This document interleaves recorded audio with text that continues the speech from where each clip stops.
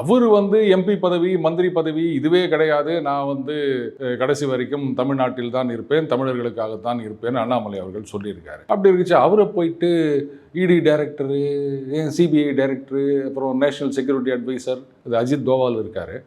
அதுக்கப்புறம் ஏதோ ஒன்று சொல்ல வேண்டியது தானே. அப்படிலாம் நான் நினைக்கல.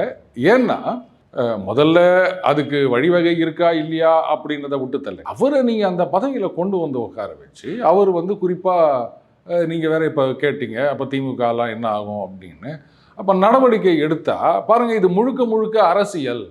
இதில் வந்து எந்த விதமான உண்மைத்தன்மையும் கிடையாது. பழிவாங்கும் நடவடிக்கையாக இந்த மாதிரி கேஸ் போடுறாங்க. அவர் வந்து பாஜக தலைவராக இருந்தவர், அவரை கொண்டு போயிட்டு அந்த பதவியில் உட்கார வைக்க முடியுமான்றது செகண்டரி.